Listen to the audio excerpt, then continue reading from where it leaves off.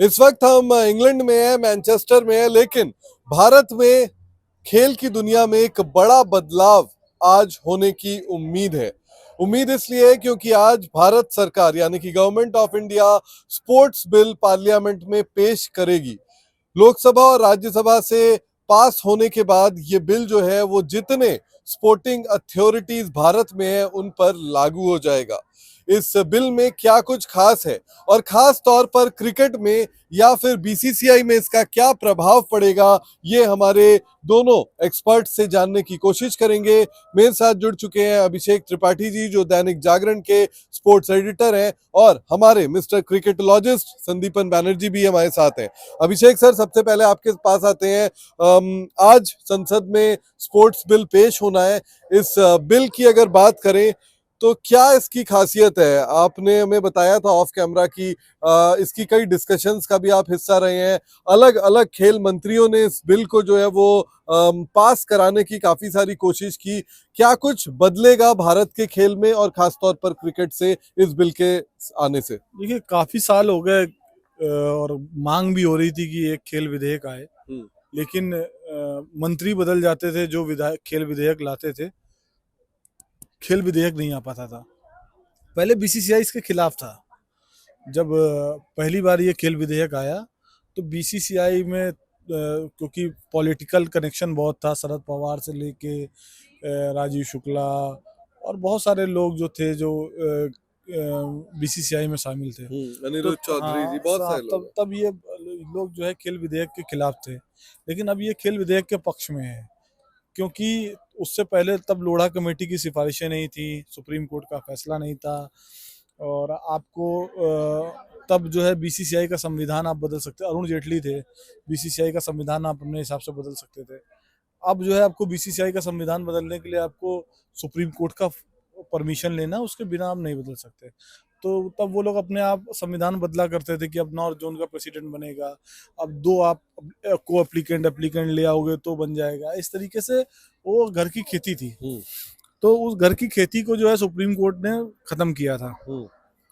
तो अब वो ज्यादा स्ट्रिक्ट हो गया था। लोढ़ा की सिफारिशों के बाद जो सुप्रीम कोर्ट का फैसला आया, जस्टिस लोढ़ा की सिफारिशों के बाद, तो उससे जो है बिल्कुल बहुत ज्यादा रिस्ट्रिक्शन हो गया। 3-3 साल के 2 टर्म, उसके बाद मतलब टोटल 9 साल का टर्म, 3-3 साल के 3 टर्म, उसमें उसमें 2 टर्म के बाद आपको 3 साल का कूलिंग ऑफ लेना है, ये सब चीजें।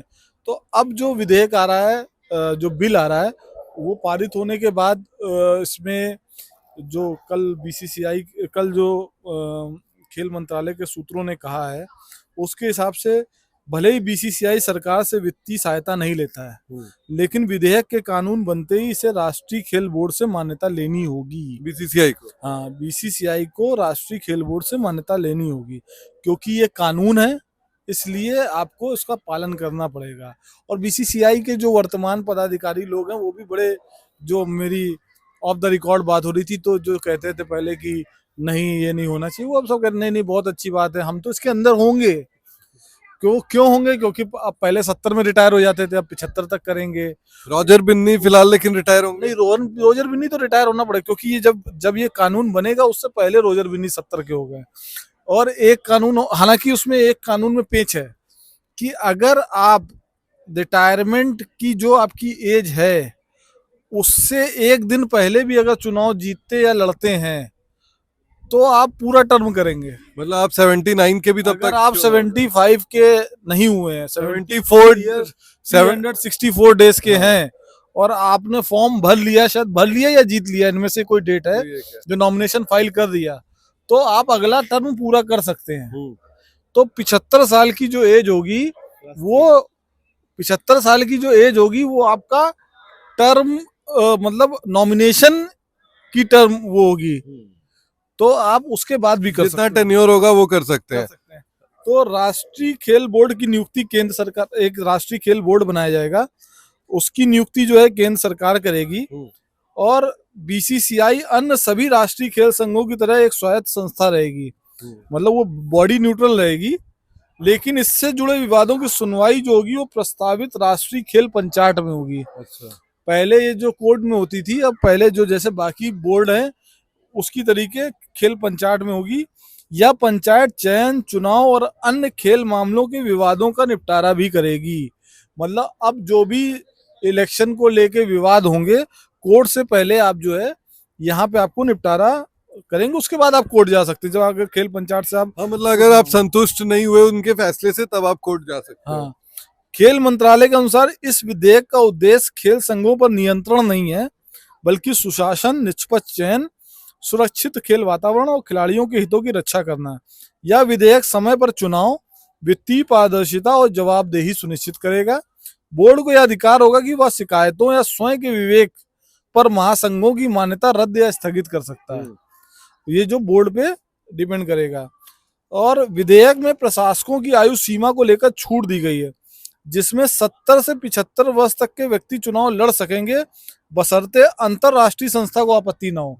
मतलब आईसीसी अगर बीसीसीआई में 70 से 75, तो आईसीसी मतलब जिनके पेरेंट्स बॉडी में अगर कोई नियम है, अगर एज क्राइटेरिया है, तो वो इन पे लागू होगा, नहीं है तो नहीं लागू। जैसे आईसीसी में कोई एज क्राइटेरिया नहीं है, फुटबॉल में कोई एज क्राइटेरिया नहीं है, तो वो यहाँ से बीसीसीआई को ये फायदा मिल गया।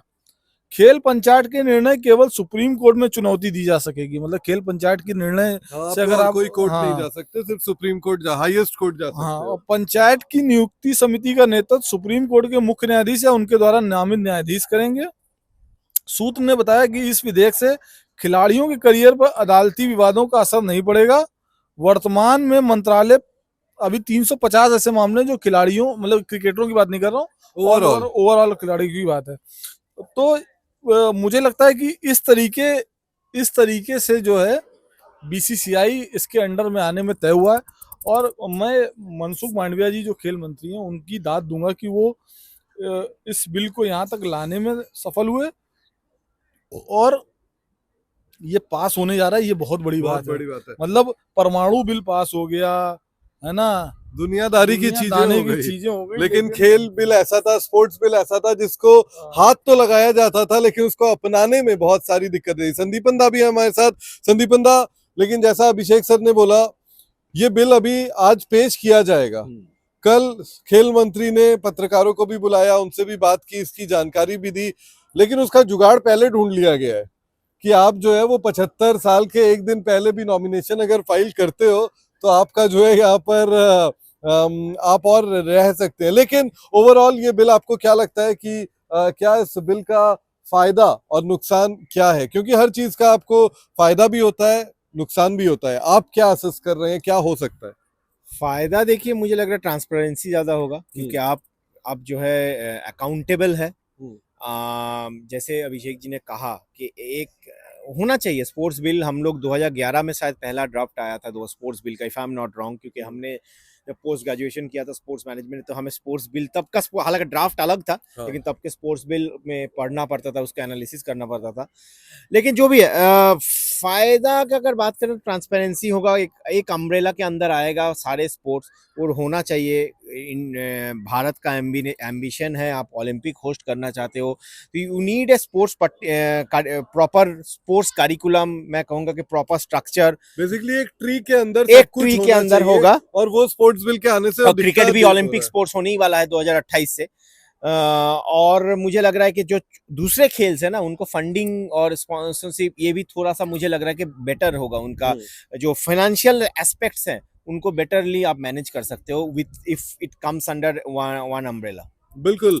लेकिन वही है कि इंडिया में, हमारे देश में परेशानी यही है कि अच्छी चीजें तो बहुत आती है, लेकिन उससे पहले या उसके बाद जो है उसकी कई सारी जो है ना, वो मुझे लग रहा है इसका बहुत फायदा एआईएफएफ को मिलेगा। एआईएफएफ मुझे लग रहा है कि इसको फुटबॉल फेडरेशन, मुझे बहुत लोगों का ये भी मानना है, खासतौर से जो बीसीसीआई या के स्टेट एसोसिएशन से जुड़े लोग हैं, कि उनको इस बात का डर है कि इसमें जो पर्टिकुलर सरकार जो होगी उससे राजनीतिक दखल की उन्हें, क्योंकि देखिए, आप भले ये कह लो कि सारे बोर्ड एक होते हैं, लेकिन भारत में बीसीसीआई और बाकी बोर्डों में जमीन आसमान का अंतर है। बाकी आप सारे बोर्ड मिला लो, उनके पास उतना पैसा नहीं है जितना बीसीसीआई के पास है। तो ये एक डर जरूर है कि जो स्टेट एसोसिएशन है, जो बीसीसीआई है, उसमें हालांकि अभी भी राजनीतिक दखल है। आप देखो, जब यूपीए की सरकार थी तो शरद पवार अध्यक्ष बने, अभी भाजपा की सरकार है तो जय शाह सेक्रेटरी थे, है ना। और फिलहाल सेक्रेटरी आपके जो है वो भी हेमंत बिस्व शर्मा के भी करीबी रहे हैं। तो इस तरीके के राजनीतिक दखल तो होते ही हैं, हाँ। लेकिन राजनीतिक जकड़ में नहीं होता, जकड़ में नहीं होता, दखल और जकड़ में अंतर है। इंडिपेंडेंट फैसले ले पाती है बीसीसीआई। तो कुछ लोगों को ये डर है कि कहीं वो बीसीसीआई राजनीतिक जकड़ में न चला क्या जाए। आपको लगता है जा सकता है, चांसेस है? यार चांसेस दुनिया में कुछ भी हो 4 सकता साल बाद जब हम बात करेंगे कि अगर पॉजिटिव नेगेटिव, अभी देखिए अभी तो हम अंदाजा ही लगा एक सकते बात है, हैं। आईसीसी का तो रूल है कि आपके जो होम एसोसिएशन मतलब जो कंट्री का जो देश का जो बॉडी होगा उसमें कोई राजनीतिक दखल नहीं होना चाहिए। नहीं आईसीसी का देखिए वो रूल तो है। आईओसी का भी रूल है, इंटरनेशनल ओलंपिक IOC का कमेटी भी का रूल भी है। है, वो लेकिन अगर- बॉक्सिंग फेडरेशन का अगर भी रूल है। राजनीतिक दखल वाला ही आदमी बीसीसीआई का प्रेसिडेंट बन गया तो वो आईसीसी से शिकायत करने थोड़ी ना जाएगा। आईसीसी से शिकायत करने तो आप तब जाओगे जब वो राजनीतिक दखल करने वाला व्यक्ति उसमें नहीं हो। बिल्कुल, मुझे लग रहा है BCCI since they are not financially dependent, उसमें नहीं उससे कोई फर्क नहीं पड़ता। आप एक बार- कानून बन गया तो कानून तो अच्छा सबके एक बात लिए है। बताओ, पिछले 70 साल से 60 साल से बीसीसीआई क्यों सरकार की छतरी के नीचे नहीं जा रही थी? उसको डर था ना। तो अब तो जब वो सरकार, अपना फायदा भी तो दिख गया है अब ऑफिस बियरर्स को। अब आप याचिका लगा सकते हैं बीसीसीआई के लिए। अब जो है वो आरटीआई आ RTI सकते के हैं। अंदर आएंगे। क्यों नहीं आएंगे? अब कानून बन गया। भाई जब आप कानून के अंदर आ जाओगे, मैं ये कोई यहाँ पर आइडिया नहीं देना चाहता हूँ, लेकिन अगर विराट कोहली इसके बाद सिलेक्ट नहीं होते हैं तो कोई भी विराट कोहली का फैन जाके सिलेक्शन नहीं, एडमिनिस्ट्रेटिव फैसलों पर। फॉर एग्जांपल विनोद राय जब सीओए चीफ थे तो उन्होंने बीसीसीआई के खर्चे पर कितने टूर किए, इसकी जानकारी आपको मिल सकती है। लेकिन अब इंटरनली विराट कोहली का सिलेक्शन नहीं हो रहा है। नहीं, ये आरटीआई के अंडर नहीं आ सकता सिलेक्शन। ये आ सकता है कि कितने टिकट्स अवेलेबल है एक पर्टिकुलर हाँ ये आ सकते हैं, क्यों नहीं आ सकता है कि आपने कितनी फ्लाइट टिकट कराई, टूर करने में आप कितना कितना डील खर्चा लेते हुआ। हो, कितना वो लेते हो। एक सोचिए कहीं एक बहुत बड़ा मैच हो रहा है तो उस मैच का कितने टिकट्स बिके हैं, ये आ सकते हैं। आ सकता है, ये सारी डिटेल्स जो है वो पब्लिक होगी। और जब देनी ये पड़ेगी आप कितने पास कर रहे हो, क्या कर रहे हो। बहुत इंटरेस्टिंग होने वाला बहुत है। इंटरेस्टिंग होने वाला है। लेकिन स्पोर्ट्स बिल का बीसीसीआई पर सटीक क्या असर पड़ेगा ये अभी प्रिडिक्ट एग्जैक्टली कर पाना काफी कठिन है। लेकिन यहाँ पर हमने जो है इस बिल के बारे में आपको अभिषेक सर ने सारी जानकारियां दी, क्या पॉजिटिव क्या नेगेटिव हो सकता है इसके बारे में संदीपन दा ने बात की। फिलहाल जो है जब ये आ जाएगा, जब ये बिल जो है वो पारित हो जाएगा, जब कानून बन जाएगा, तब एक अलग इंटरेस्ट जो है ना वो जगेगा और बहुत कुछ नया जो है वो भारतीय खेल में होने वाला है। उम्मीद यही करते हैं। एक चीज मैं पूछना चाहूंगा, तो फिर अब जो लोधा रिफॉर्म्स, जो जस्टिस लोधा का रिफॉर्म्स है उसका क्या होगा? ओवर पावर कर गया ना, कैंसिल ओवर पावर हो जाएगा सुप्रीम ना। कोर्ट के फैसले पर जब कोई बिल बन जाता है, जब कोई कानून। बिल पास कानून बन जाता है तो कानून सर्वोच्च है। कानून बनाए इसलिए जाते थे, ऐसे कई सुप्रीम कोर्ट के देखिए फैसले। जुडिशियरी और ये जो एग्जीक्यूटिव है, हाँ जुडिशरी का फैसला तो सिर्फ बीसीसीआई के लिए था ना। और अगर आप पूरा जो बिल, ये आम देश में होता है। मैं आज से शायद 5 साल पहले मैंने एक खबर लिखी थी, 6 साल पहले या 5 साल पहले, कि जो बीसीसीआई जो है, जब लोढ़ा का फैसला आया 6-7 साल पहले, तो बीसीसीआई वाले चाहते थे कि कानून आ जाए भाई और मैं उसमें चला जाऊं, क्योंकि ये 70 साल वाला 59 साल वाला ये वो, तो ये जो है इसकी वजह से जो है वो हो जाएगा।